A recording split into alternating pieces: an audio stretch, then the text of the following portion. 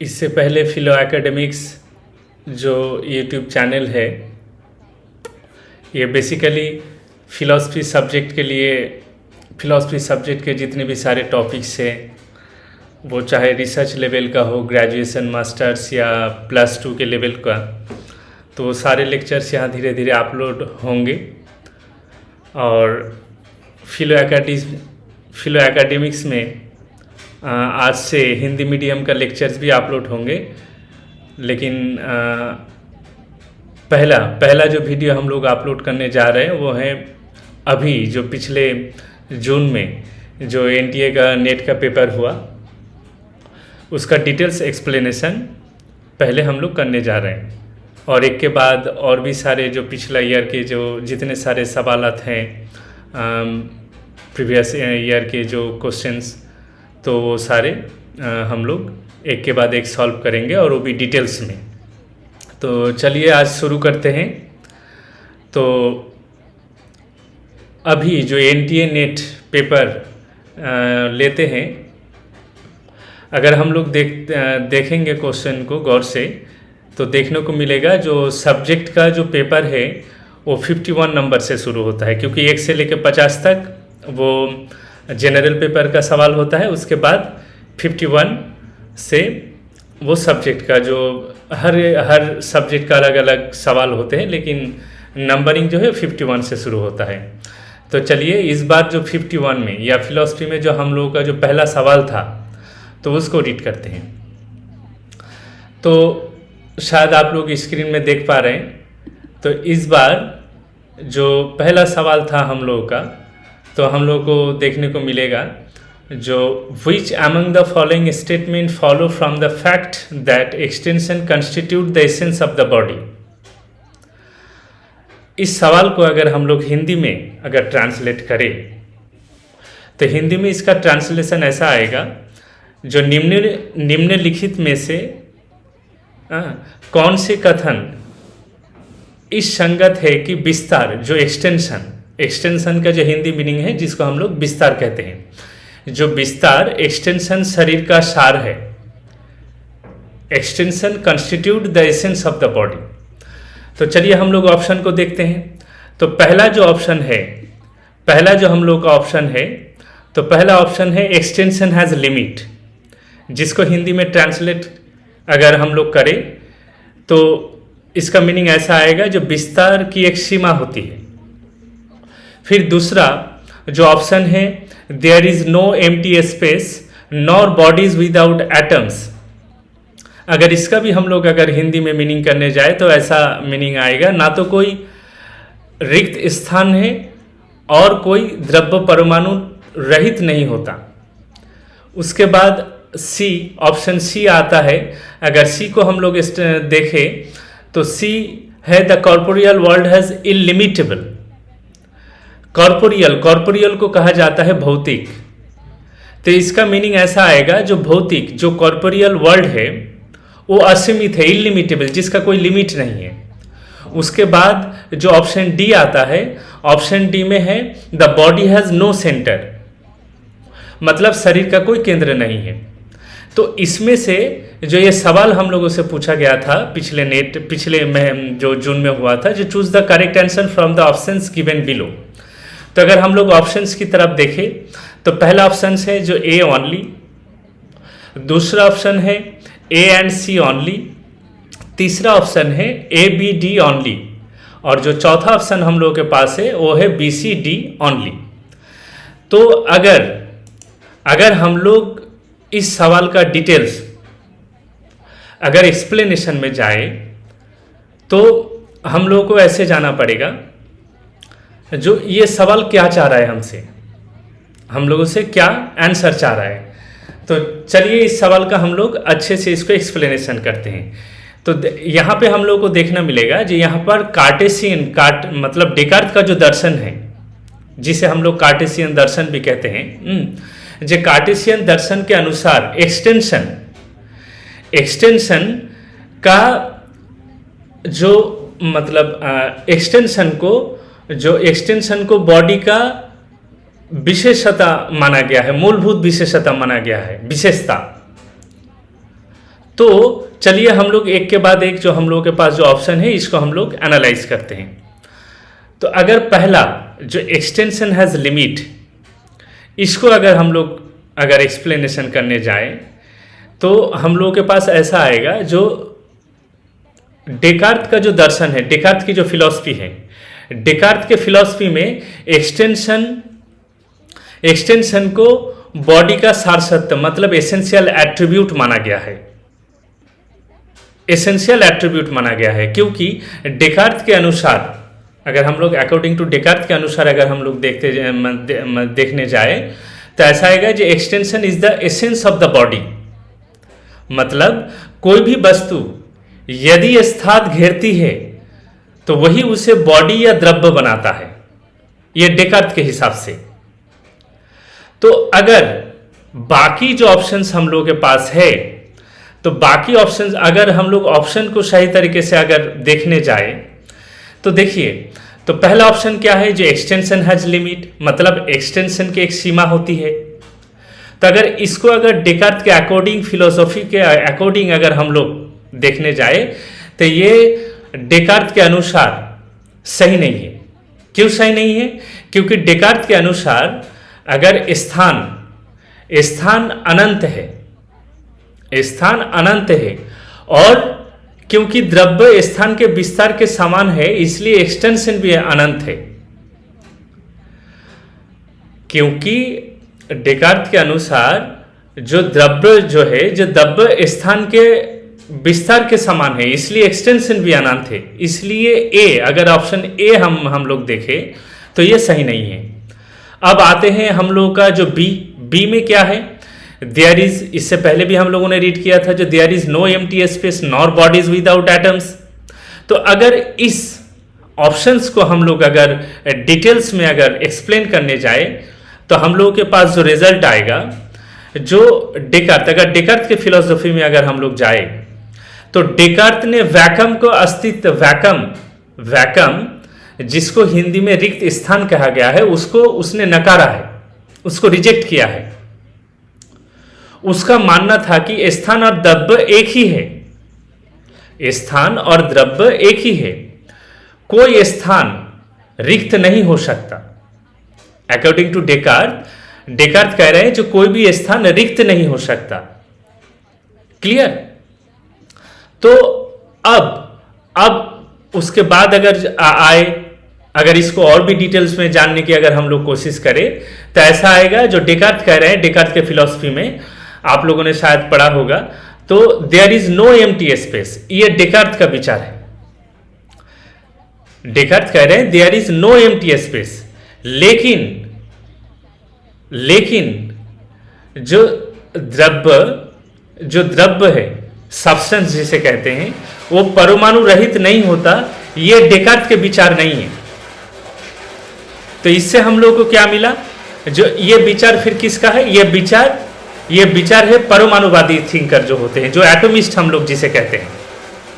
तो एटोमिस्ट हम लोगों के पास फिलॉसफी में किसने कहा था, डेमोक्रिटस हो गए, या न्यूटन ने भी एटम के बारे में कहा था, ल्यूसिपस हो गए। तो डेकार्त का मानना था कि द्रव्य अनंत रूप से विभाज्य है, वो परमाणुओं में नहीं बटा होता है, जो इंडिविजिबल एटम्स। तो अगर बी ऑप्शन को अगर हम लोग सही से एनालिसिस करें तो बी में there is no empty space, A Descartes के लिए सही है पहला भाग, लेकिन जो नॉर बॉडीज विदाउट एटम्स, तो ये डेकार्त के बीच में मतलब डेकार्त का जो आर्गुमेंट है उसके हिसाब से नहीं जाता है। फिर अगर हम लोग सी को देखें, the corporeal world is illimitable, तो जो डेकार्त के हिसाब से जो कॉर्पोरियल वर्ल्ड है वो असीमित है, इलिमिटेबल है, जिसका कोई लिमिट नहीं है। ये आर्गुमेंट डेकार्त के हिसाब से मैच खाता है, क्योंकि डेकार्त इस चीज को एक्सेप्ट करते हैं।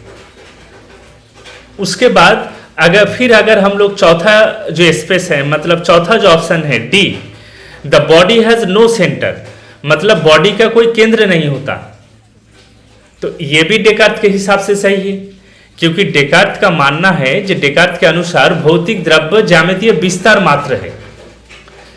डेकार्त के अनुसार जो कॉर्पोरियल वर्ल्ड है, कॉर्पोरियल वर्ल्ड जो है वो ज्यामितीय, जिसको ज्यामितीय विस्तार की तरह उसने देखा है। तो अगर हम लोग इसको अगर सही से देखें, ऑप्शन को अगर फिर एनालिसिस करें, तो हम लोगों के पास क्या आया? तो हम लोगों के पास जो आया, जो पहला जो ए ऑप्शन था, जो एक्सटेंशन हैज लिमिट, जो एक्सटेंशन की एक सीमा होती है, ये गलत। इसका मतलब ए तो होगा ही नहीं। तो यहाँ पे ऑप्शंस में हम लोगों को देखना पड़ेगा, जो जहाँ जहाँ ऑप्शन ए है इसका मतलब वो होगा ही नहीं। तो ऑप्शन में हम लोगों को जो दिखाई दे रहा है, जो आप लोग देखेंगे, जो ऑप्शन 1, उसके बाद 2 या 3, ये 3 में से होगा ही नहीं, 3 में से होगा ही नहीं। तो इसका मतलब क्या होगा? तो ऑप्शन 4 होगा। इसका मतलब ऑप्शन 4 होगा, जो बी सी डी। तो बी सी डी में क्या था? जो there is no empty space, there is no empty space nor bodies without atoms, जो कोई रिक्त स्थान नहीं होता और कोई द्रव्य परमाणु रहित नहीं होता। उसके बाद ऑप्शन सी जो होता है, the corporeal world is illimitable, corporeal world is illimitable. इसका मतलब क्या है? जो कॉर्पोरियल वर्ल्ड लिमिटेड नहीं है, इलिमिटेबल है, भौतिक संसार असीमित है। उसके बाद the body has no centre, जे शरीर का, बॉडी का कोई केंद्र नहीं होता। ये भी डेकार्त के अकॉर्डिंग सही है। तो इसका एक का मतलब क्वेश्चन नंबर 51 का इस बार जो सही आंसर होगा वो 4 था, और एनटीए ने भी यही आंसर को सही माना है। अब जाते हैं नेक्स्ट सवाल पे। तो नेक्स्ट सवाल है, जो स्क्रीन में आप लोग देख ही पा रहे हैं, जो नेक्स्ट सवाल है, जो find out proper progression in Husserl phenomenological engagement. इसका अगर हिंदी में हम लोग ट्रांसलेट करने जाए, ये सवाल को अगर हिंदी में जानने जाए, तो इसका मीनिंग ऐसा आएगा, जो हसल का जो प्रत्ययवादी, फेनोमेनोलॉजी को हिंदी में प्रत्ययवादी कहते हैं, जो हसल की जो प्रत्ययवादी फेनोमेनोलॉजिकल प्रक्रिया में उचित क्रम कौन सा है, उचित क्रम कौन सा है, मतलब क्रोनोलॉजिकल ऑर्डर में उसने मांगा है, सीक्वेंशियली। तो पहला जो ऑप्शन है इपोचे, दूसरा जो ऑप्शन है ट्रांसेंडेंटल ईगो, तीसरा जो ऑप्शन है लाइफ वर्ल्ड, चौथा जो ऑप्शन है इंटेंशनैलिटी। तीसरा जो ऑप्शन है वो है इंटेंशनैलिटी। तो अगर इस सवाल को अगर हम लोग अगर एक्सप्लेन करने जाएं, तो सवाल तो एक्सप्लेनेशन ऐसा आएगा, जो चलिए इसका हम लोग एक्सप्लेनेशन करते हैं।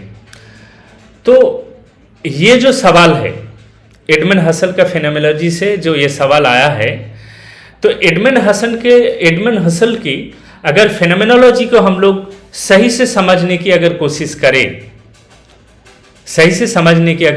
करें, तो इस तरीके से हम लोगों को समझना होगा, जो हसल ने चेतना को एक कॉन्शसनेस या चेतना को उसने वैज्ञानिक साइंटिफिक प्रोसेस में एक्सप्लेन करने की कोशिश की थी, साइंटिफिक वे में उसने एक्सप्लेनेशन किया था। तो क्या है उसका साइंटिफिक एक्सप्लेनेशन? तो एक के बाद एक हम लोग जानते हैं जो उसका साइंटिफिक एक्सप्लेनेशन है। अगर हुसल का अगर फेनोमेनोलॉजिकल मेथड को अगर हम लोग जाने, जो कि उसने साइंटिफिकली उसने मतलब डिस्कस किया था, या हम लोग कहे उसको एक्सप्लेन किया था, तो उसको इस तरीके से किया था, जो वो एक क्रोनोलॉजिकल ऑर्डर में फेनोमेनोलॉजी को हम लोगों को समझाने की कोशिश की, या थ्योरी को उसने डिस्कस किया था। तो उस क्रोनोलॉजी में जो पहला जो ऑप्शन उसने रखा था वो था इपोचे, जिसको हम लोग फेनोमेनोलॉजिकल रिडक्शन भी कहते हैं, जो हसल के फेनोमेनोलॉजी को डिस्कस समझने के लिए जो पहला स्टेप भी था, जिसको हम लोग फर्स्ट स्टेप कहते हैं। मतलब ये हसल का थियोरी का ये प्रारंभिक बिंदु है। तो इपोचे का मीनिंग क्या है? अगर इपोचे का मीनिंग को अगर हम लोग अगर जाने अकॉर्डिंग टू हसल के फिलॉसफी के हिसाब से, तो हसल ने इपोचे का मीनिंग जो बोला है वो है जो प्राकृतिक दृष्टिकोण से अगर हम लोग नेचुरल एटीट्यूड या नेचुरल साइड से अगर देखें तो हमारे जो पूर्व मान्यताएं हैं, जो मतलब प्री गिवन बिलीफ्स जिसको हम लोग कहते हैं, जो हमारे जो पूर्व मतलब प्री गिवन बिलीफ्स हैं या पूर्व मान्यताएं हैं, उन्हें ब्रैकेट करना या स्थगित करना चाहिए अकॉर्डिंग टू हुसल। क्यों? क्योंकि ये हमें अनुभव को प्योर शुद्ध अनुभव को शुद्ध चेतना के विश्लेषण करने की अनुमति देता है बिना किसी बाहरी धारणा के। जो ये हसल का जो इपोचे है फेनोमेनोलॉजिकल रिडक्शन, तो ये हमें क्या देता है? जो हमारे जो अनुभव है अनुभव की शुद्ध चेतना को विश्लेषण करने की अनुमति देता है, जो बिना किसी बाहरी धारणा के। तो अगर हसल ने उसके किताब में जो सेंटेंस लिखा था, मैं वो आपके सामने आप लोगों के सामने मैं वो दोहरा रहा हूं, जो we put out of action the general positive which belongs to the essence of the natural attitude ideas. ये हुसल ने कहा था। अब दूसरा ऑप्शन जो है ट्रांसेंडेंटल ईगो। ट्रांसेंडेंटल ईगो क्या है? ट्रांसेंडेंटल ईगो डेकार्त के फेनोमेनोलॉजिकल मेथड का ये दूसरा स्टेप है, जो इपोचे के बाद आता है। तो हुसल के हिसाब से तो ये ट्रांसेंडेंटल ईगो क्या है? तो अगर हम लोग ट्रांसेंडेंटल ईगो अकॉर्डिंग टू हुसल को अगर जानने की कोशिश करें तो हम लोग को ऐसे जानना पड़ेगा जो कि इपोचे के बाद आता है, और इपोचे के बाद जो शुद्ध तत्व रहता है वो है ट्रांसेंडेंटल ईगो। वो बस चेतन सत्ता जिसको हम लोग सब्जेक्टिव कहते हैं फिलॉसफी के हिसाब से।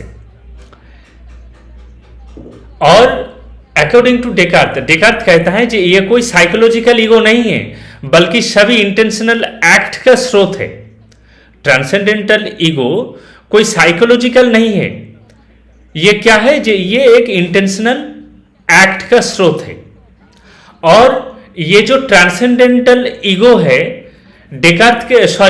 हुसल के हिसाब से ये सेल्फ कॉन्शियसनेस का ये एक मूल आधार है। फिर उसके बाद जो डेकार्त के फेनोमेनोलॉजी के समझने के लिए जो तीसरा स्टेप आता है वो है इंटेंशनैलिटी, जो हमारे यहां ऑप्शन डी है।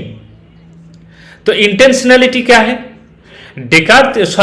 हुसल के हिसाब से ट्रांसेंडेंटल ईगो के प्रकट करने के बाद हम उसकी मूलभूत की संरचना को समझते हैं, जिसे हुसल ने इंटेंशनैलिटी कहा। हुसल का मुख्य सूत्र अगर हम लोग मुख्य सूत्र जिसे कहते हैं, जो अगर प्राइमरी उसका जो मतलब थ्योरी क्या है, अगर उसको अगर हम लोग जानना चाहते हैं तो वो कहते हैं consciousness is always consciousness of something.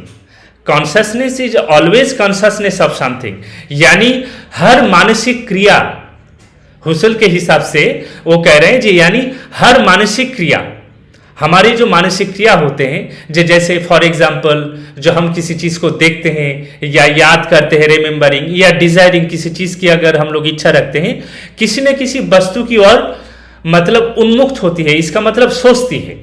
ये डेकार्त के हिसाब से इसको इंटेंशनैलिटी कहा गया है। और इंटेंशनैलिटी उस संबंध को स्पष्ट करता है जिसमें चेतना और अर्थ आपस में जुड़ते हैं, जिसमें चेतना कॉन्शियसनेस और उसका अर्थ मीनिंग जुड़ते हैं। तो ये है हुसल के हिसाब से इंटेंशनैलिटी।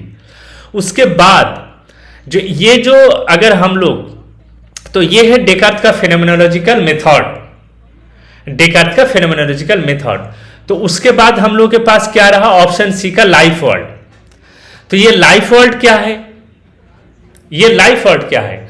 तो अगर लाइफ वर्ल्ड को हम लोग अगर जानने की कोशिश करें तो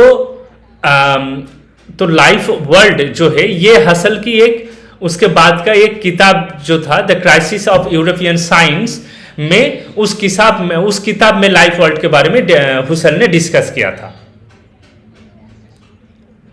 तो लाइफ वर्ल्ड क्या है? लाइफ वर्ल्ड क्या है? तो हुसल के हिसाब से लाइफ वर्ल्ड है कि चेतना, जो हुसल ने अंततः ये समझा कि चेतना की सभी गतिविधियां एक पूर्व प्रतिबिंबित, मतलब प्री रिफ्लेक्टिव है, सहज जीवानुभव के संसार में निहित होती है, जिसे उन्होंने लाइफ वर्ल्ड कहा। तो अगर इस सवाल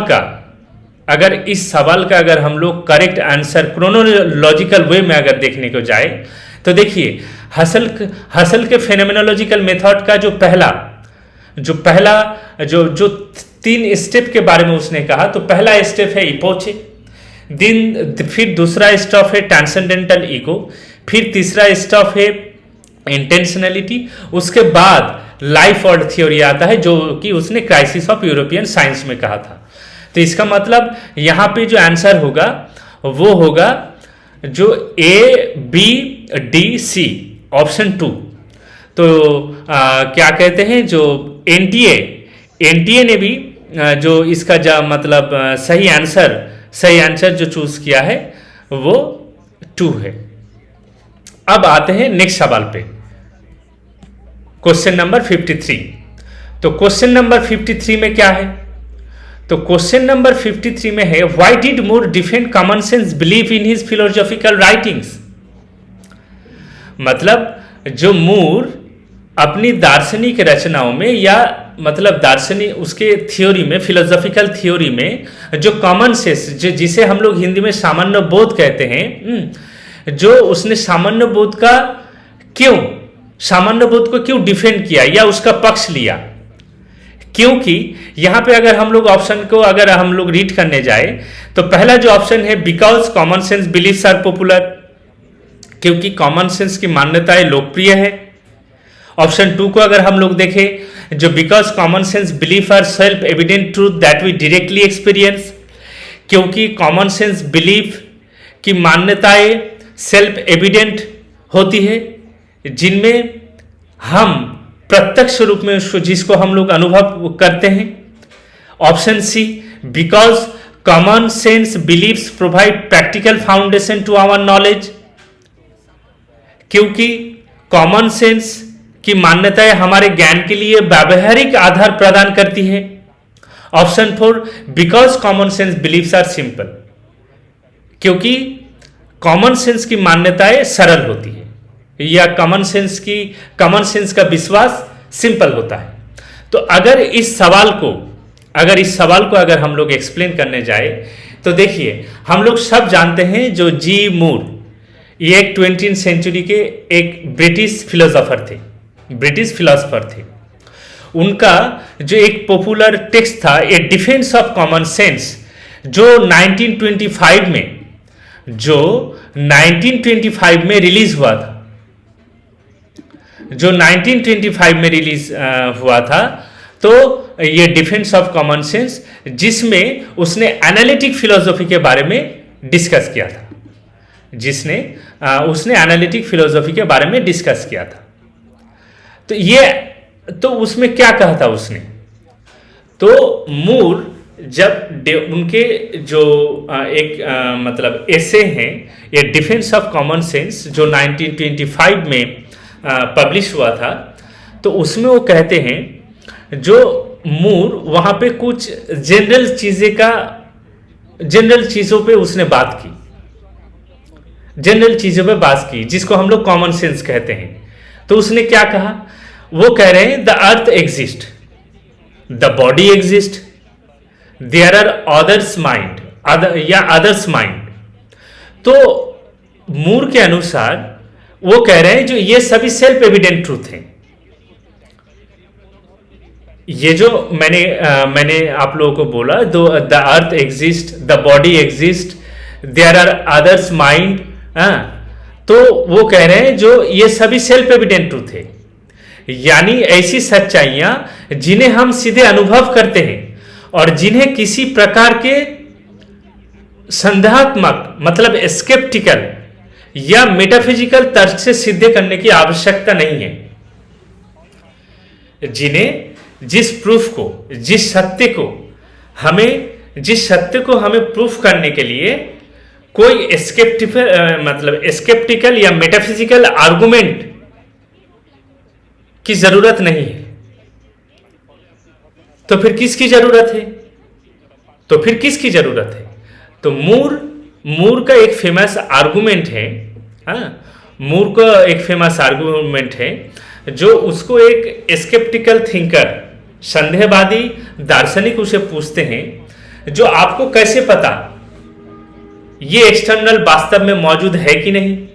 ये मूर को सवाल कर रहे हैं, एक स्केप्टिकल थिंकर। तो उसके जवाब में मूर कह रहे हैं, अपने हाथ दिखाते हुए मूर कह रहे हैं, here is one hand and here is another, here is one hand, here is another. तो इसका मतलब क्या? इसके मतलब मूर इसमें क्या कहना चाह रहे हैं? तो मूर कह रहे हैं जो ये प्रत्यक्ष अनुभव इस बात का प्रमाण है कि एक्सटर्नल वर्ल्ड मौजूद है। जी ये हमारा दाएं हाथ है, ये हमारा बाएं हाथ है, मतलब ये हमारा एक हाथ, ये हमारा दूसरा हाथ। तो इसमें हमें कोई स्केप्टिकल या मेटाफिजिकल आर्गुमेंट की जरूरत नहीं है। यही इस बात का प्रूफ है, यही इस बात का मतलब प्रूफ है जो एक्सटर्नल वर्ल्ड एग्जिस्ट करता है। क्लियर? तो मूर का ये तर्क, मूर का ये आर्गुमेंट ये दिखाता है, मूर का ये तर्क को अगर हम लोग सही तरीके से अगर डिटेल्स में अगर हम लोग जाने तो ये दिखाता है जो अनुभव की निश्चितता मतलब एक्सपीरियंशियल सर्टेनिटी किसी भी दार्शनिक संदेह से अधिक भरोसेमंद नहीं है, किसी भी दार्शनिक संदेह से अधिक भरोसेमंद नहीं है। क्लियर? तो अगर हम लोग जो अभी तक हम लोगों ने जो डिस्कस किया, तो इसमें से जो सही ऑप्शन जो आ रहा है वो आ रहा है ऑप्शन 2, जो because common sense believes are self evident truth that we directly experience. तो मूर के हिसाब से इस सवाल का सही जो आंसर है ऑप्शन 2। लेकिन बाकी ऑप्शंस क्यों नहीं है? बाकी ऑप्शंस भी तो हम लोगों को जानना है, क्योंकि हम लोग जब भी कोई PYQ सॉल्व करते हैं, प्रीवियस ईयर क्वेश्चन, उसके बाद MCQ को हम लोग जब सॉल्व करते हैं, तो हम लोग की जिम्मेदारी ये नहीं होता, या मेरा जो पर्सनल जो बिलीफ है जो PYQ और MCQ में कभी भी मैं ये सजेस्ट करूंगा, जो आप लोग जो राइट आंसर है उसको आप लोग रट्टा मारते जाइए। हर ऑप्शन को क्रिटिकली एनालिसिस कीजिए, जो सही आंसर अगर वो है तो क्यों है, अगर बाकी ऑप्शंस सही आंसर नहीं है तो वो क्यों नहीं है, ऐसे तैयारी कीजिए। तो इसके साथ और भी सारी चीजें आपको जानने को मिलेंगे, या और भी सारे सवालात आपसे तैयार हो जाएंगे, या थ्योरी और भी आपका स्ट्रांग होगा। तो बाकी ऑप्शंस यहां पे क्यों सही नहीं है? तो अगर बाकी ऑप्शंस को अगर हम लोग देखने जाए तो because common sense believes are popular, क्योंकि कॉमन सेंस की मान्यताएं लोकप्रिय हैं। तो अगर हम लोग मूर की फिलॉसफी को देखें तो मूर के फिलॉसफी में वो जो डिफेंस ऑफ कॉमन सेंस जो उसका ऐसे है, तो वो कहते हैं जो केवल लोकप्रिय होना कोई दार्शनिक प्रमाण नहीं है। मूर के हिसाब से लोकप्रिय होना, पॉपुलर होना कोई दार्शनिक प्रमाण नहीं होता। क्लियर? उसके बाद अगर ऑप्शन 3 को अगर हम लोग देखें, जो because common sense believes provide practical foundation to our knowledge, जो क्योंकि व्यावहारिक आधार, इसको अगर हिंदी में अगर हम लोग देखने जाए, इससे पहले भी मैंने आप लोगों को कहा था जो क्योंकि ये व्यावहारिक आधार प्रदान करती हैं, तो ये भी फॉल्स है। ये अगर इसको हम लोग डिटेल्स में अगर देखने जाए, जो ये शायद पार्शियली सही हो सकता है, पार्शियली सही हो सकता है, लेकिन मूर का जो प्राइमरी आर्गुमेंट जो था, जो मेन आर्गुमेंट था, वो प्रैक्टिकल यूटिलिटी पर आधारित नहीं था, प्रैक्टिकल यूटिलिटी पर वो आधारित नहीं था, बल्कि वो एपिस्टेमिक सर्टेनिटी से तर्क करते थे। उसने एपिस्टेमिक सर्टेनिटी के ऊपर एम्फसाइज किया, जोर दिया। उसके बाद ऑप्शन जो 4 है, जो because common sense belief are simple, क्योंकि कॉमन सेंस की मान्यताएं जो है वो सरल होती हैं, तो ये भी फॉल्स है, क्योंकि सरलता मूर की फिलॉसफी का मूल कारण नहीं है। कुछ कॉमन सेंस सरल हो सकते हैं, पर ये उनकी रक्षा के आधार नहीं है मूर के हिसाब से, तो इसीलिए ऑप्शन 1, 3, 4 नहीं होगा। क्लियर।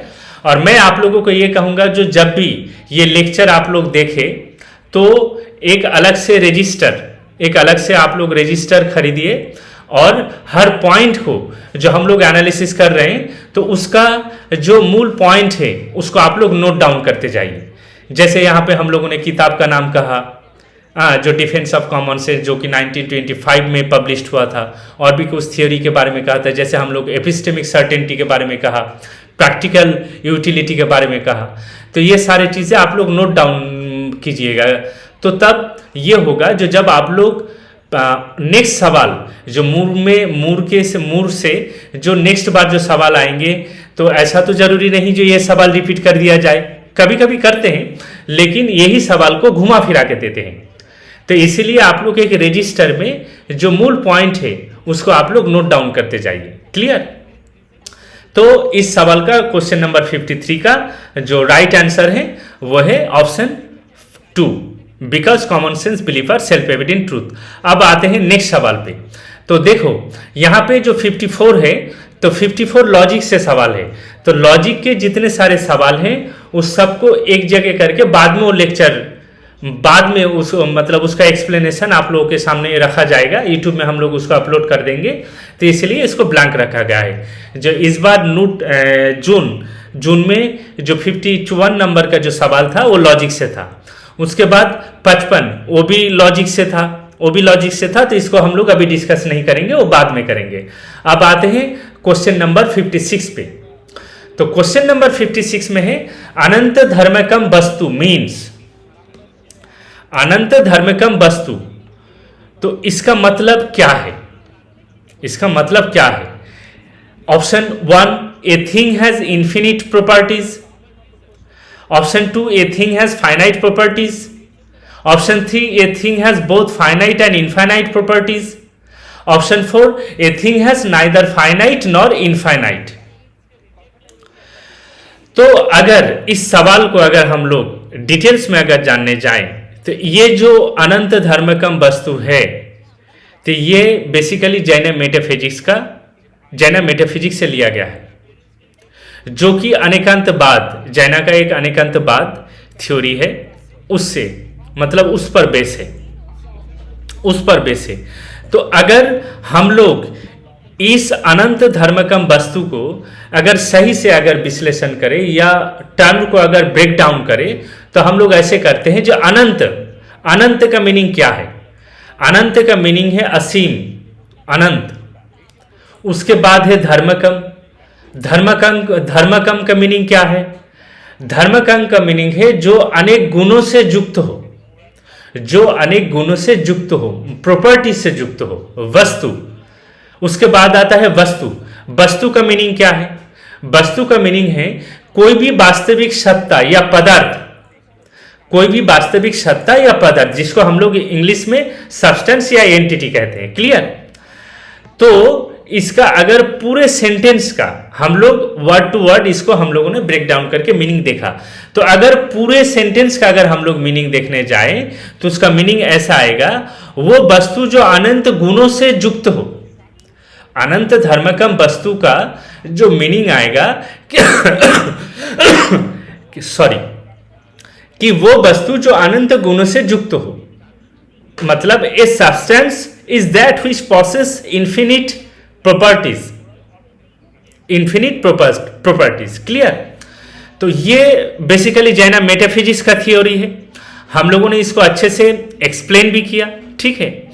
तो अगर इसको हम लोग और भी थोड़ा डिटेल्स में अगर जाए, और भी डिटेल्स में अगर हम लोग जाए, तो हम लोगों को जो मिलेगा, तो देखो हम लोगों ने, हर किसी ने जैन दर्शन को पढ़ा है, जो भी फिलॉसफी पढ़ेंगे तो वो जैन दर्शन को पढ़ेंगे, क्योंकि ये सारे कोर इंडियन फिलॉसफी में आते हैं। तो जैना मेटाफिजिक्स के हिसाब से, जैना मेटाफिजिक्स के हिसाब से, जिसको हिंदी में कहते हैं तत्व मीमांसा, तो जैन तत्व मीमांसा के अनुसार हर वास्तविक वस्तु में अनंत गुण होते हैं, अनंत धर्मास होते हैं।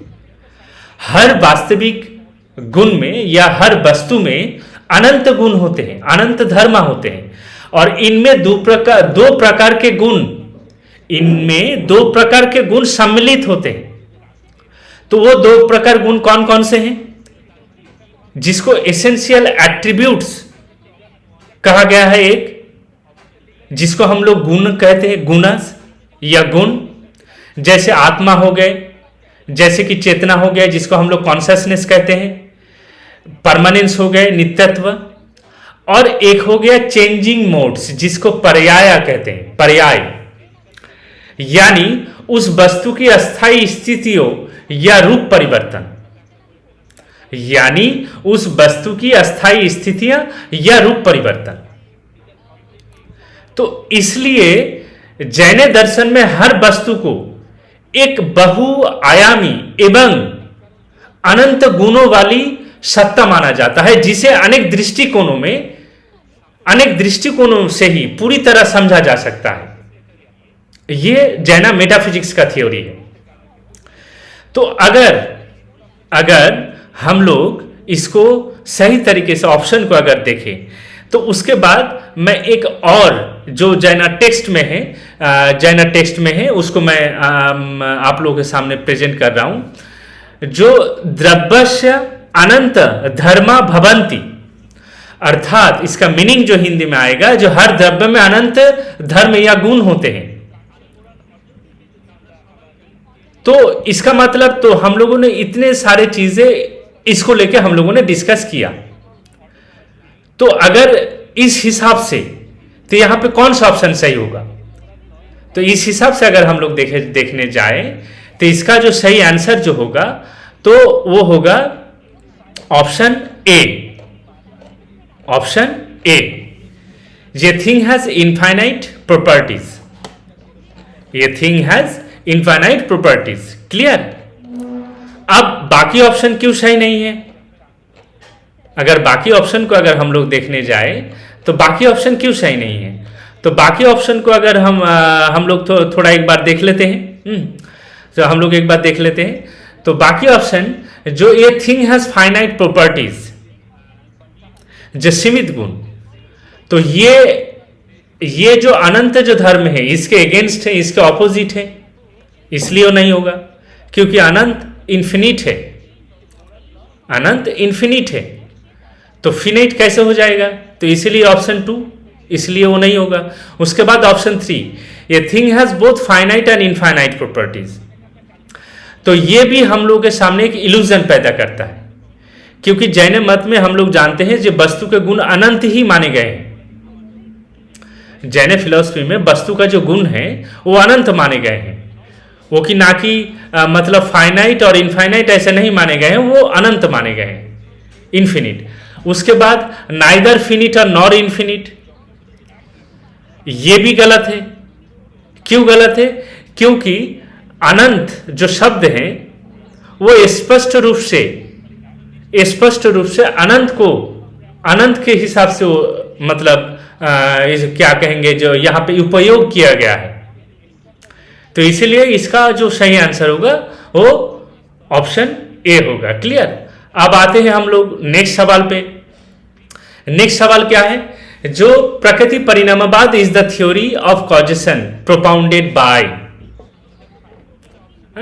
जो प्रकृति परिणामवाद, जो प्रकृति परिणामवाद है, हाँ, तो वो कारणवाद के किस कारणवाद का, हाँ, जो कारणवाद का किस दर्शन द्वारा प्रतिपादित या प्रस्तुत किया गया है। मतलब प्रकृति परिणामवाद is the theory of causation propounded by, जो प्रकृति परिणामवाद कारणवाद के सिद्धांत किस दर्शन द्वारा प्रस्तुत किया गया है। इसमें ऑप्शन है न्याय, ऑप्शन 2 है चारवाक, ऑप्शन 3 है सांख्य और ऑप्शन 4 है अद्वैत। तो अगर इसको हम लोग सही से अगर एक्सप्लेन करने जाएं तो एक्सप्लेनेशन हम लोग के पास ऐसा आएगा। जो पहले हम लोग ये जानने की कोशिश करेंगे जो प्रकृति परिणामवाद है क्या। तो प्रकृति परिणामवाद जो है, तो प्रकृति परिणामवाद एक वर्ड होता है प्रकृति और एक वर्ड होता है परिणामवाद। दोनों वर्ड से, दोनों वर्ड को अगर हम लोग इसको स्प्लिट करें तो प्रकृति और एक होगा परिणामवाद।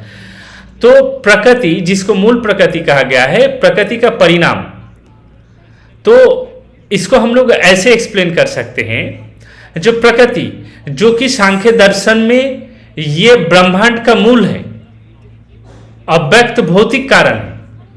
प्रकृति एक भौतिक कारण है और ये तीन गुण से बना होता है। ये तीन गुण क्या है? सत्व, रजस और तमस। प्रकृति जो है ये तीन गुण से बना है। एक हो गया सत्व, दो हो गया रजस और तीसरा हो गया तमस। उसके बाद परिणामवाद। परिणामवाद क्या है? परिणामवाद वो सिद्धांत है जिसमें यह माना जाता है कि कारण से प्रभाव का वास्तविक रूपांतरण मतलब रियल ट्रांसफॉर्मेशन होता है। तो ये केवल इल्यूजरी नहीं होता, बल्कि ये सचमुच परिवर्तन होता है। इसका मीनिंग है जो ये इल्यूजरी नहीं होता, ये सचमुच परिवर्तन है। तो प्रकृति परिणामवाद का अर्थ क्या हुआ फिर? तो प्रकृति परिणाम का बाद अगर हम लोग सही से अगर देखने जाए सांख्य फिलोसॉफी के अकॉर्डिंग, तो उसका ये होगा ये जो संसार है, जो वर्ल्ड है, जो इफेक्ट्स वास्तव में प्रकृति का रूपांतर है, मतलब अल्टीमेट मैटेरियल कॉज। जो इफेक्ट ये संसार इफेक्ट्स मतलब वास्तव में प्रकृति का रूपांतर है। तो सांख्य दर्शन के अनुसार प्रकृति धीरे धीरे और वास्तव में परिवर्तित होकर संसार का रूप लेती है। यह सांख्य दर्शन कहती है। सांख्य दर्शन कहती है जो प्रकृति जो है वो धीरे धीरे वास्तव में परिवर्तित होकर मतलब चेंज होकर रियल ट्रांसफॉर्म होकर वो संसार का रूप लेती है। और ये सिद्धांत अगर हम लोग देखने जाएं तो अद्वैतवाद का जो विवर्तवाद जो थियरी है उससे डिफरेंट है। जहां यह माना गया है जहां संसार को केवल माया या भ्रम कहा गया है, यानी वो सिर्फ प्रकट होता है, वास्तव में नहीं होता। अद्वैत वेदांत के हिसाब से जो अद्वैत वेदांत का जो विवर्तवाद का थ्योरी है उसमें यह कहा गया है ये जो कॉजेशन जो थियरी है, ये कॉजेशन जो थियरी है, तो कॉजेशन थियरी के बारे में जो अद्वैत वेदांत वाले जो कहते हैं, उनको मानने वाले वो कहते हैं ये जो संसार के बल जो है ये माया है, भ्रम है, जिसको माया या भ्रम कहा गया है, यानी ये सिर्फ प्रकट होता है, वास्तव में नहीं होता। तो ये हम लोगों ने जाना। तो अब अगर हम लोग सही से अगर इस ऑप्शंस को अगर हम लोग एक्सप्लेन करें तो ये देखने को मिलेगा। तो देखियो, तो इसका जो सही जवाब होगा तो प्रकृति परिणामवाद वो होगा सांख्य। तो बाकी ऑप्शन क्यों नहीं होगा? तो बाकी ऑप्शन का अगर हम लोग देखने जाएं तो यहाँ पे जो न्याय है, न्याय क्या कहते हैं? जो न्याय का जो दर्शन है वो आरंभवाद को मानता है, यानी संसार की एक नई सृष्टि होती है, ना कि पूर्व रूपांतरण। न्याय जो आरंभवाद थ्योरी को एक्सेप्ट करता है उसमें वो लोग ये कहते हैं जो संसार की एक नई सृष्टि होती है, न कि पूर्व रूपांतरण, मतलब उसका कोई रियल ट्रांसफॉर्मेशन नहीं होता, वो न्यूली इमर्ज होता है, न्यू सृष्टि, न्यू क्रिएशन। उसके बाद ऑप्शन 2 को अगर देखें जो चारबाग, तो चारबाग बेसिकली क्या हम लोग सब जानते हैं, जो ये बेसिकली एक भौतिकवादी दर्शन है। वो प्रकृति हो या परिणाम जैसे मतलब ये किसी भी चीज़ पे ये विश्वास नहीं करता, बिलीफ नहीं करते। उसके बाद अद्वैत वेदांत आ गए। तो अद्वैत वेदांत हम लोगों ने इससे पहले ही थोड़ी देर पहले ही हम लोगों ने डिस्कस किया। जो अद्वैत वेदांत का मानना है कि ब्राह्मण संसार ब्राह्मण का केवल अपरेंट रूप है, मतलब आभासी रूप है, ना कि वास्तविक रूपांतरण। ये अद्वैत वेदांत वाला मानते हैं। क्लियर? तो इसीलिए इस ऑप्शन का जो सही आंसर होगा वो होगा सांख्य स्कूल। ठीक है, अब हम लोग आते हैं नेक्स्ट सवाल पे। तो नेक्स्ट सवाल क्या है, जो according to Democritus atomism what are the fundamental substances. According to Democritus atomism what are the fundamental substances. जो डेमोक्रिटस के परमाणुवाद एटोमिज्म के अनुसार मूलभूत तत्व क्या है, फंडामेंटल सब्सटेंसेस क्या है। तो ऑप्शन 1 में क्या कहा गया है, fire, water, air and earth. Option 2 में कहा गया है एटम्स एंड वॉइड। ऑप्शन 3 में energy particles. Option 4 continuous uniform matters. तो अगर इसको हम लोग अगर एक्सप्लेनेशन व्याख्या करने जाए तो हमको इस तरीके से इसको एक्सप्लेन करना पड़ेगा। जो हम लोग सभी जानते हैं, जो डेमोक्रिटस जो थिंकर हैं वो ईसाई पूर्व के थिंकर हैं, जिसको हम लोग अर्ली ग्रीक फिलोसॉफी में पढ़ते हैं। तो डेमोक्रिटस के जो गुरु थे वो थे ल्यूसिपस। तो उसके साथ मिलकर उसने एटोमिज्म को डिस्कस किया था, एटोमिज्म को डिस्कस किया था। तो क्या डिस्कस किया था, तो डेमोक्रिटस कहते हैं जो इस ब्रह्मांड का हर वस्तु 2 मूल तत्व से बनी है। डेमोक्रिटस कहता है जिस दुनिया में, इस ब्रह्मांड में हर वस्तु 2 मूल तत्व से बना है। वो क्या है, एक है एटम्स और एक है वॉइड। एक है एटम्स और एक है वॉइड। तो डेमोक्रिटस का एटोमिज्म को अगर हम लोग और भी डिटेल्स में अगर जानने जाए तो क्या आएगा।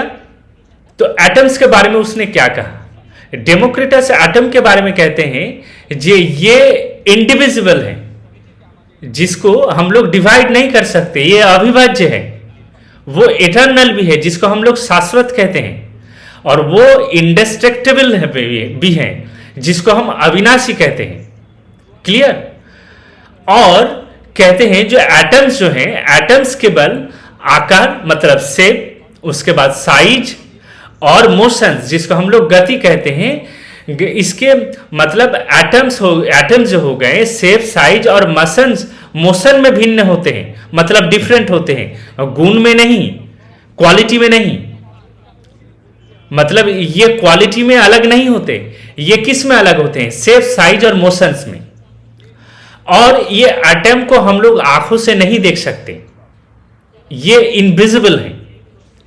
और ये जो एटम है, ये एटम आपस में मिलकर या अलग होकर ये जो सारी भौतिक वस्तुओं जो हम लोगों को देखने को मिलता है, इसका निर्माण करते हैं। क्लियर? डेमोक्रिटस के हिसाब से एटम क्या है हम लोग समझ गए। अब आते हैं वॉइड के बारे में उसने क्या कहा। तो वॉइड के बारे में उसने कहा जो ये एक खाली स्थान, एम्प्टी स्पेस है, जिससे एटम्स गति कर सकते हैं, ये कौन कह रहा है, डेमोक्रिटस कह रहे हैं। डेमोक्रिटस आगे ये भी कह रहे हैं कि अगर वॉइड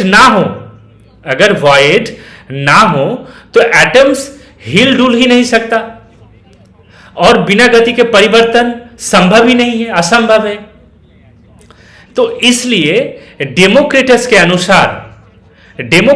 अनुसार इस संसार में जो भी परिवर्तन, भिन्नता या वस्तु हैं, ये केवल एटम्स के गति और उनके परस्पर मेलजोल, इंटरेक्शन का परिणाम है, जो वॉइड के माध्यम से संभव होता है। क्लियर? जो वर्ड के माध्यम से मतलब क्या होता है, संभव होता है। तो इसका मतलब इस सवाल का आंसर क्या आएगा, इस सवाल का आंसर आएगा ऑप्शन 2। तो बाकी आंसर क्यों सही नहीं है? हम लोगों ने डेमोक्रिटस के एटोमिज्म को जाना, डेमोक्रिटस के गुरु कौन है उसको भी हम लोगों ने जाना।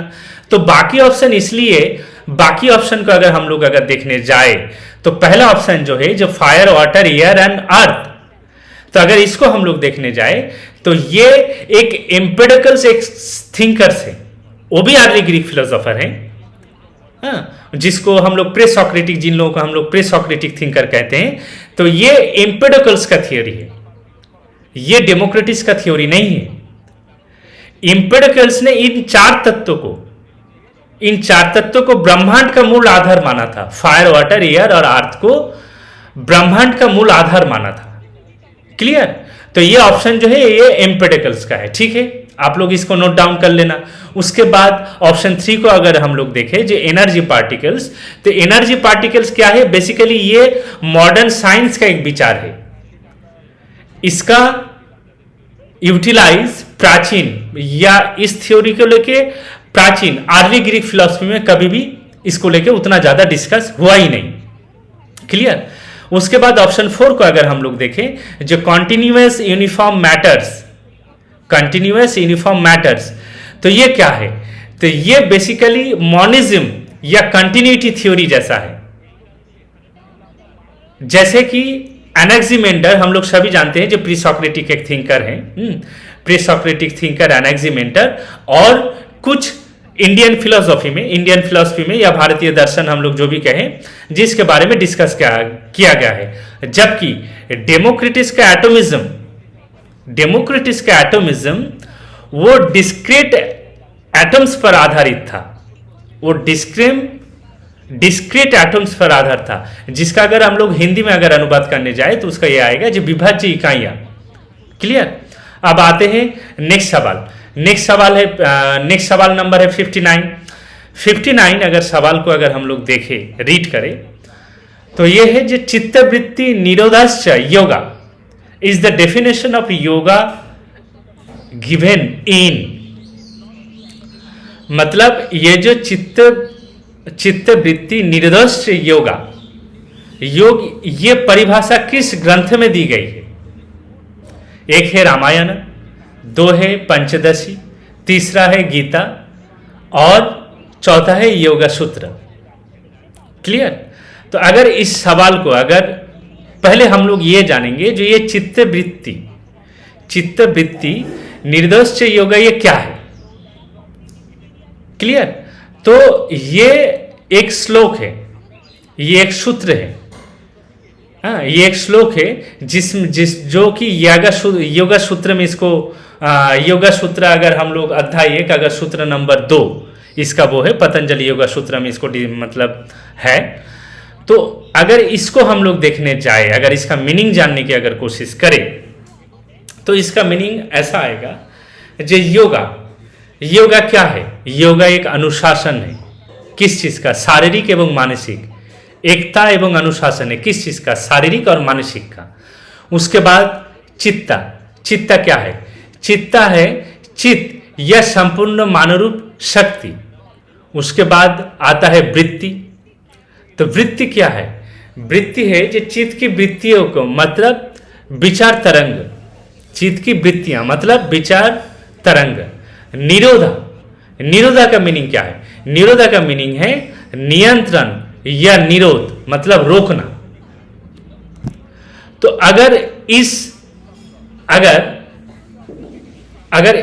जो चित्तवृत्ति निर्दोष योगा, चित्तवृत्ति निर्दोष योगा, अगर मतलब इसको अगर और भी अगर हम लोग डिटेल्स में अगर जानने जाएं, तो योगा सूत्र अध्याय 1 सूत्र 2 में एक सूत्र है जो योगा चित्तवृत्ति निरोधा।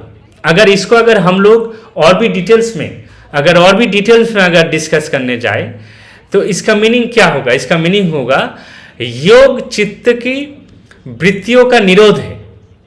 योग चित्त की वृत्तियों का निरोध है। और ये क्लासिकल योगा या राजा योगा की मूलभूत परिभाषा है। जो हम लोग जो क्लासिकल योगा के बारे में पढ़ते हैं या राजा योगा, तो बेसिकली इसका वो मूलभूत एक परिभाषा है जो मानसिक अनुशासन, आंतरिक शांति तथा चित्त के विचार जाल से वैराग्य पर बल देती है। क्लियर? तो बाकी ऑप्शन तो हम लोगों को ये पता चल गया, जो इस ऑप्शन का मतलब इस सवाल का राइट ऑप्शन क्या है या राइट आंसर, तो वो होगा योगा सूत्र। तो अगर ऑप्शन की तरफ हम लोग देखने जाएं तो बाकी ऑप्शन क्यों सही नहीं है? तो बाकी ऑप्शन इसलिए सही नहीं है, जो रामायण क्या है ये हम लोग सब जानते हैं। जो रामायण एक महाकाव्य है, ना कि कोई विशुद्ध दार्शनिक ग्रंथ है जो योग के तकनीकी परिभाषा को प्रस्तुत करता है। रामायण कोई दार्शनिक ग्रंथ नहीं है, ये बेसिकली एक एपिक है, महाकाव्य है। क्लियर? उसके बाद अगर हम लोग पंचदशी के बारे में जानने जाएं तो पंचदशी क्या है? पंचदशी है ये विद्रायण द्वारा रचित एक वेदांतिक ग्रंथ है। ये विद्रायण का एक ग्रंथ है। क्लियर? वेदांतिक टेक्स्ट है, लेकिन इसमें अगर इस टेक्स्ट को अगर हम लोग पढ़ने जाए तो इस टेक्स्ट में योगा का जिक्र नहीं है। उसके बाद अगर हम लोग भगवत गीता के बारे में देखें तो गीता क्या है?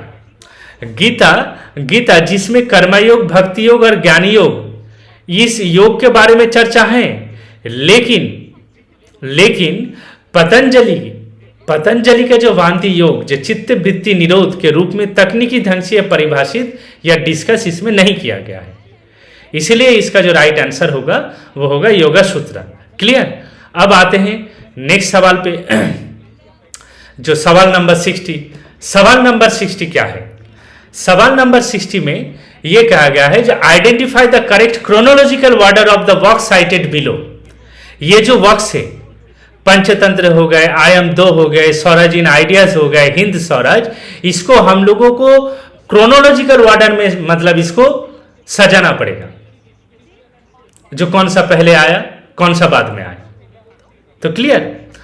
तो अगर इस सवाल को अगर हम लोग क्रोनोलॉजिकल ऑर्डर में अगर हम लोग देखने जाए, क्रोनोलॉजिकल ऑर्डर में अगर देखने जाए तो पहले अगर हम लोग ये जाने जहर ऑप्शन में वो क्या है, जो पंचतंत्र क्या है। देखो पंचतंत्र ये बेसिकली माने ईसा पूर्व तीसरे शताब्दी के बीच ये किताब, ये टेक्स्ट लिखा गया, और ये संस्कृत में लिखी गई एक किताब, एक प्राचीन टेक्स्ट है। क्या टेक्स्ट है? बेसिकली ये एक नीति कथा संग्रह है जिसमें पशु चरित्रों के माध्यम में नैतिक शिक्षाएं दी गई है। ये जो पंचतंत्र हैं, एक पंचतंत्र मतलब जो ईसा पूर्वी तीसरी शताब्दी की एक किताब है जो संस्कृत में लिखी गई थी, और ये एक नीति कथा संग्रह है। नीति कथा संग्रह जिसमें पशु चरित्र के माध्यम में नैतिक शिक्षाएं दी गई। क्लियर? अब आते हैं आयम 2। आयम 2 क्या है ऑप्शन 2 में? तो आयम 2 का जो पब्लिशिंग ईयर है, तो ये जिसका पब्लिशिंग ईयर है 1923, और ये एक जर्मन किताब है। इस किताब का जो ओरिजिनल जो जर्मन में जो नाम है उसे इच उंड डू कहते हैं, इच उंड डू। और ये एक यहूदी ज्यूइश थिंकर मार्टिन बबन ने लिखा था। क्लियर? एक यहूदी थिंकर मार्टिन बबन ने लिखा था, जिसमें क्या डिस्कस किया था? जिसमें सेल्फ और अदर के बीच एक डायलॉजिकल डिस्कस किया गया था। डिस्कस किया था, एनालिसिस किया गया था। अब आते हैं स्वराज इन आइडियाज। स्वराज इन आइडियाज क्या है? स्वराज इन आइडियाज ये पब्लिश हुआ था 1928 में, और ये लिखा था केसी भट्टाचार्य ने। केसी भट्टाचार्य जो कि हम लोग हर कोई कंटेम्परेरी इंडियन फिलोसॉफी में पढ़ते हैं, उसको लेकर लेक्चर भी आएंगे। धीरे धीरे हिंदी बंगाली दोनों लेक्चर हमारे यूट्यूब चैनल पे आते रहेंगे। आप लोग इसको सब्सक्राइब करिए और नोटिफिकेशन बटन ऑन कर दीजिएगा, ताकि आप लोगों को जैसे ही हम लोग लेक्चर अपलोड करें आप लोगों के पास नोटिफिकेशन चला जाए। तो इस किताब में केसी भट्टाचार्य ने क्या कहा था, जो इसमें उसने जो डिस्कस किया था, जो इंटेलेक्चुअल डिकोलोनाइजेशन का आह्वान किया था, डिस्कस किया था, हाँ, जो भारतीय दर्शन को पाश्चात्य दृष्टिकोणों से मुक्त कर मौलिक रूप से विकसित करने का आग्रह किया था उसने। जो इंटेलेक्चुअल डिकोलोनाइजेशन स्वराज इन आइडियाज में केसी भट्टाचार्य ने डिस्कस किया था। अब जो लास्ट है हिंद स्वराज, तो हिंद स्वराज क्या है? हिंद स्वराज ये भी एक किताब है और जो कि महात्मा गांधी ने लिखा था 1909 में। और ये किताब महात्मा गांधी ने कब लिखा था? महात्मा गांधी जब लंदन से दक्षिण अफ्रीका यात्रा कर रहे थे, टूर कर रहे थे, तब उसने ये किताब लिखा था। और इस किताब में उसने आधुनिक पाश्चात्य सभ्यताओं की आलोचना की थी और भारतीय जो स्वराज्य का जो कंसेप्ट है, स्वराज्य का कंसेप्ट दिया था। क्लियर? तो अगर इसको हम लोग क्रोनोलॉजिकल ऑर्डर में, अगर हम लोग मतलब इसको क्रोनोलॉजिकल ऑर्डर में इसको सजाने जाए तो क्या आएगा? पहला आएगा पंचतंत्र, जो कि ईसा पूर्व में 3री शताब्दी में आया था। दूसरा जो आएगा हिंद स्वराज, जो कि 1909 पे आया था, महात्मा गांधी ने लिखा था। उसके बाद आएगा स्वराज इन आइडियाज, जो कि केसी भट्टाचार्य ने लिखा था। कब लिखा था? 1928 पे लिखा था। क्लियर? और उसके बाद जो आएगा वो आएगा आई एम दो, जो कि कब लिखा था? उसने लिखा था 1923 में। 1923 में किसने लिखा था? मार्टिन बुबर ने लिखा था। उसके बाद जो आएगा 1928 का, वो है स्वराज इन आइडियाज, केसी भट्टाचार्य का। लेकिन इसमें इस तरीके का यहाँ पे ऑप्शन नहीं है,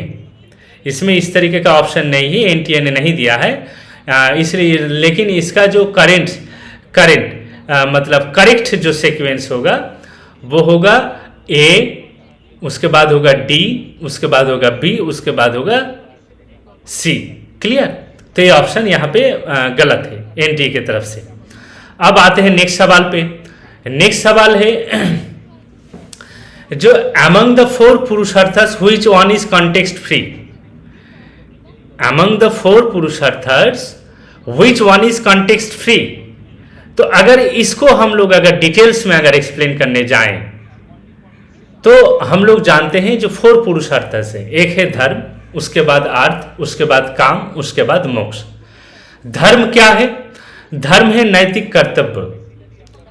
अर्थ क्या है? अर्थ है भौतिक समृद्धि या धन। काम क्या है? काम है इच्छा या इंद्रिय सुख। मोक्ष क्या है? मुक्ति या आध्यात्मिक स्वतंत्रता। क्लियर? अगर इसको हम लोग और भी डिटेल्स में अगर इसको डिस्कस करें तो और भी अगर डिटेल्स में अगर हम लोग इसको डिस्कस करें तो डिस्कस में क्या निकल के आएगा? जो धर्म जो है, धर्मा का स्वरूप व्यक्ति जो है, व्यक्ति की वर्ण, आश्रम या जेंडर या एवं काल और देश पर निर्भर करता है। धर्म का स्वरूप व्यक्ति का जो वर्ण है, आश्रम है, लिंग उसका जेंडर, काल मतलब समय और स्थान पर निर्भर करता है। अगर उदाहरण के हिसाब से मैं बोलने जाऊं, जो छात्र का धर्म गृहस्थ के धर्म से भिन्न होता है, अलग होता है। जो एक छात्र का जो धर्म होता है और एक गृहस्थ का जो धर्म होता है टोटली डिफरेंट होता है। उसके बाद अर्थ को अगर हम लोग सही से समझने जाएं तो अर्थ की प्राप्ति धर्म के अनुरूप और जीवन के अवस्थाओं के अनुसार होना चाहिए। अर्थ की जो प्राप्ति है वो धर्म के अनुरूप एवं जीवन की अवस्था के अनुसार होनी चाहिए एवं अत्यधिक, और यह भी कहा गया है पुरुषार्थ में, जो अत्यधिक और अनैतिक धन संचय से हम लोग को वंचित रहना चाहिए, दूर रहना चाहिए। उसके बाद अगर हम लोग काम को डिस्कस करें तो काम क्या है? काम का नैतिक मर्यादा में रहकर ही स्वीकार किया गया है। काम को अगर पुरुषार्थ के हिसाब से अगर हम लोग देखें तो काम को बेसिकली नैतिक मर्यादा जो है धर्म में रहकर ही स्वीकार किया गया है। जैसे गृहस्थ आश्रम में इंद्रिय सुख की अनुमति है, परंतु लेकिन सन्यास में नहीं। गृहस्थ आश्रम में हम लोग इंद्रिय सुख का अनुमति है, काम का अनुमति है, लेकिन सन्यास के मतलब सन्यास के रूप में ये नहीं। उसके बाद मोक्ष। मोक्ष क्या है? मोक्ष है, मोक्ष अकॉर्डिंग टू मतलब फॉर पुरुषार्थ, मोक्ष वो है जो मोक्ष है सार्वभौमिक एवं परम लक्ष्य है। ये किसी सामाजिक वर्ग, समय या स्थान से बंधा नहीं है। मोक्ष किसी सामाजिक वर्ग, समय या स्थान से बंधा नहीं है। मोक्ष जो है वो अन्य तीन जो पुरुषार्थ हैं, जैसे कि धर्म हो गए, अर्थ हो गए एवं काम हो गए एवं, तो काम से ये अलग है और ये संसार के बंधनों से पूर्ण मुक्ति की ओर ले जाता है। मोक्ष जो है वो संसार के बंधनों से पूर्ण मुक्ति की ओर ले जाता है। तो अगर इस सवाल के हिसाब से हम लोगों ने ऑप्शन को सारे डिटेल्स में हम लोगों ने डिस्कस किया, तो इस ऑप्शंस के हिसाब से अगर हम लोग देखने जाए तो इसका जो सवाल होगा, आंसर होगा, वो होगा मोक्ष। क्लियर? अब आते हैं 62 नंबर जो सवाल है वो भी लॉजिक से है, तो इसीलिए इसको ब्लैंक रखा गया है। नेक्स्ट आते हैं हम लोग 63, और 63 करके आज हम लोग यहाँ क्लोज करेंगे। फिर नेक्स्ट वीडियो में हम लोग बाकी जो और भी सवाल है उसको डिस्कस करेंगे। तो 63 सवाल क्या है? जो arrange the following ideas based on chronology of their emergence. मतलब इसमें जो थ्योरी वगैरह जो दिया गया है, जो आइडियाज दिया गया है, इसको क्रोनोलॉजिकल जो कब कब इमर्ज हुआ है, कौन सा थ्योरी कब इमर्ज हुआ है, उस हिसाब से हम लोग को सिक्वेंशियली उसको मतलब सजाना है। तो पहला ऑप्शन क्या है? Moral first principle. Moral first principle. दूसरा ऑप्शन क्या है? Parable of divided line. तीसरा ऑप्शन क्या है? Weakness of will. चौथा ऑप्शन क्या है? Goodwill as a duty for the sake of duty. तो अगर हम लोग ऑप्शन वाइज इसको अगर डिस्कस, जो कौन सा थ्योरी कब आया और किसका है, अगर ये जानने की कोशिश करें तो देखो, जो moral first principle as intuitively known, तो ये सवाल, ये जो थ्योरी है ये किसने दिया था? ये जी मूर ने दिया था। और जी मूर की कहां में दिया था? जी मूर ने प्रिंसिपिया एथिका में दिया था, जो कि 1903 में पब्लिश्ड हुआ था। और इस थ्योरी को एथिकल इंट्यूशनिज्म कहा जाता है। और एथिकल इंट्यूशनिज्म क्या है? जो नैतिक सत्य को हम तर्क से नहीं बल्कि अंत प्रेरणा से, इंट्यूशन से जानते हैं। नैतिक सत्य को हम तर्क से नहीं बल्कि इंट्यूशन से जानते हैं। और ये किसने कहा? जी मूर ने कहा। कहां पे कहा? प्रिंसिपिया एथिकिया, जो कि 1903 में पब्लिश्ड हुआ। ये सारे चीजें आप लोग काइंडली इसको नोट डाउन करके रखिएगा। फिर अगर हम लोग ऑप्शन 2 को अगर देखें तो ऑप्शन 2 क्या है? ऑप्शन 2 में पैराबल ऑफ डिवाइडेड लाइन। तो ये जो parable of the divided line का जो कंसेप्ट है किसने दिया था? प्लेटो ने दिया था। और प्लेटो ने कहा दिया था? प्लेटो का जो द रिपब्लिक टेक्स्ट है बुक नंबर 6 में ये डिवाइडेड लाइन का कंसेप्ट मिलता है। क्या कहा था उसने ये कहा था, जो ज्ञान और अथार्थ के स्तरों को दर्शाता है। ये डिवाइडेड लाइन जो है ज्ञान और यथार्थ के स्तरों को दर्शाता है, कल्पना से लेकर दार्शनिक बोध तक। कल्पना से लेकर दार्शनिक बोध तक। और प्लेटो कब का थिंकर है? वो अर्ली ग्रीक फिलोसोफर है। क्लियर? उसके बाद अगर हम लोग देखें weakness of the will, weakness of the wills जो अगर हम लोग देखें तो वीकनेस ऑफ द विल के बारे में एरिस्टोटल ने कहा था। एरिस्टोटल कब के थिंकर हैं? जो प्लेटो के बाद के थिंकर है, प्लेटो के स्टूडेंट्स हैं। तो प्लेटो ने कहा था, प्लेटो ने वीकनेस ऑफ द विल के बारे में उसने निकोमेकियन एथिक्स में बुक नंबर 8 में कहा था। क्या कहा था? उसने कहा था जो वीकनेस ऑफ द विल को बेसिकली वो अक्रसिया कहते हैं, जिसका अर्थ है बेहतर निर्णय जानते हुए भी उनके विरुद्ध आचरण करना। बेहतर निर्णय जानते हुए भी उनका विरुद्ध, उनके ऑपोजिट, उनके कॉन्ट्राडिक्ट बिहेव करना। और ये प्लेटो के बाद के विचार हैं, प्लेटो के बाद के एथिकल थियोरी। उसके बाद हमारा क्या है, ऑप्शन डी। डी में क्या है, goodwill as the duty for the sake of duty. और ये हम लोग सब जानते हैं जो सेक ऑफ ड्यूटी के बारे में किसने कहा था, तो ये कहा था कांट ने। और कांट कब के थिंकर है, 18th सेंचुरी के थिंकर है। और कांट ने goodwill as the duty for the sake of duty, ये कांट ने basically ground work for the metaphysics of moral में बोला था। उसके जो एक किताब है ground work for the metaphysics of moral, उस किताब में इस थ्योरी के बारे में उसने कहा था। क्या कहा था इस थ्योरी के बारे में, उसने कहा था नैतिक मूल्य उन कामों में होता है जो केवल उन कामों में होता है, कर्मों में होता है जो केवल कर्तव्य के लिए किए जाते हैं, ना कि भावना या फल के लिए। नैतिक मूल्य उन कर्मों में होता है जो केवल कर्तव्य के लिए किए जाते हैं, ना कि भावना या फल के लिए। तो अगर हम लोग सिक्वेंशियली अगर देखें, क्रोनोलॉजिकल ऑर्डर में अगर इसको हम लोग सजाने जाए, तो पहला ऑप्शन क्या आएगा, तो ऑब्वियसली प्लेटो, जो parable of the divided line. दूसरा ऑप्शन क्या आएगा, सी, जो एरिस्टोटल ने कहा था वीकनेस ऑफ द विल। उसके बाद अगर हम लोग देखें, उसके बाद कौन आएगा, उसके बाद आएगा Kant, ground will as duty for the sake of duty, जो कि उसने ground work for the metaphysics में कहा था। और लास्ट में आएगा पहला वाला ऑप्शन, जो moral first principle as the intuitively known. तो ये इसका क्रोनोलॉजिकल, तो बी सी डी ए, तो बी सी डी ए यहाँ पे ऑप्शन 4 है, तो इसका राइट आंसर होगा बी सी डी ए। तो आज हम लोग यहीं पे ही लेक्चर खत्म कर रहे हैं। नेक्स्ट लेक्चर भी बहुत जल्दी हिंदी में अपलोड होंगे, और मैं हिंदी में देने की मैं कोशिश कर रहा हूँ। धीरे धीरे मैं अपने आप को और भी इम्प्रूव करने की कोशिश करूँगा।